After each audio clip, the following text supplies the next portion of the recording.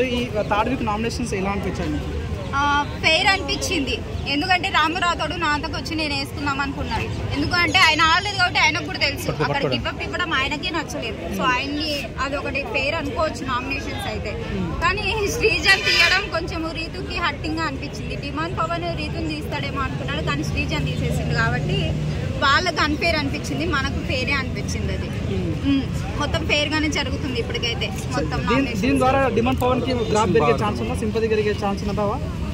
Sympathy పెరగడం కంటే తగ్గడం ఛాన్సెస్ ఉన్నాయి. గ్రాఫ్ తగ్గుతుంది. ఎందుకంటే ఆల్రెడీ రీతు వల్ల కొంచెం డిమాండ్ పవన్ కనిపిస్తున్నాడు. మంచి రీతు లేదంటే డిమాండ్ పవన్ కనిపించాడు. ముందు రీతు ఉన్నంత వరకు పవన్ కళ్యాణ్ కనిపించింది. ఇప్పుడు కొంచెం పవన్ కళ్యాణ్ తగ్గించాడు రీతు తోటి. పవన్ కళ్యాణ్ ఏడున్నాడో అర్థం కావట్లేదు. సో అట్లా డిమాండ్ పవన్ కూడా తగ్గిపోవచ్చు.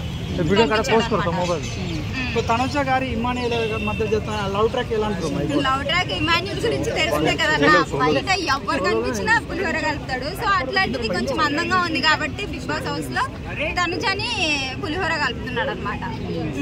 శ్రీజ గారు తన వాయిస్ వింటే ప్రజలకు ఇరిటేట్ వస్తుంది, చాలా మంది కామెంట్ చేస్తున్నారు. సో మీకు ఎలా అంటే శ్రీజ గారు తన టోన్ అలా ఉంది, కానీ కొంచెం ఏంటంటే ఇంకొకటి అనవసరమైన గొడవలలో కూడా దూరుతుంది కాబట్టి సో అది అందరికి నచ్చలేదు. తను అవసరం ఉన్న తనకి ఏదైతే ఇన్వాల్వ్ అయ్యిందో గొడవ, ఆ గొడవలో మాత్రమే తను దూరి మాట్లాడితే మాత్రం తనకి ఒకటి ఓకే బెనిఫిట్ అనిపిస్తుంది. లేదు అంటే అందరికి బ్యాడ్ అయిపోతుంది. తను అనవసరమైన గొడవలలో జాయిన్ అవుతుంది కాబట్టి.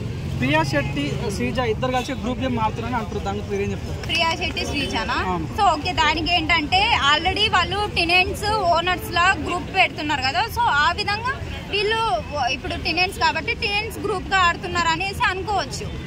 ఇప్పుడు వరకైతే ఇండివిజువల్ గా ఏది పెట్టింటే కెప్టెన్సీ టాస్క్ సో అవి పెట్టారు, కానీ మిగతా ఏ పెట్టినా కూడా గ్రూప్ వైజ్ గా పెడుతున్నారు కాబట్టి వీళ్ళు గ్రూప్ గా ఆడడం తప్పు లేదన్నమాట. ఈ ట్రయాంగిల్ లవ్ స్టోరీ ఎలా అనిపిస్తుంది? సోల్జర్, పవన్, రీతు చౌదరి, ఈ ట్రయాంగిల్ లవ్ స్టోరీ మీకు ఎలా అనిపిస్తుంది?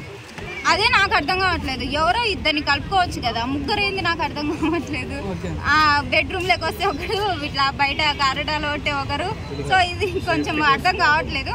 అయినా కూడా వాళ్ళిద్దరికి బెనిఫిట్ ఏంటంటే రీతు చౌదరి తోటి ఉంటే బయట బాగా టెలికాస్ట్ అవ్వచ్చు, లేదు అంటే అవ్వలేరు. ఆల్రెడీ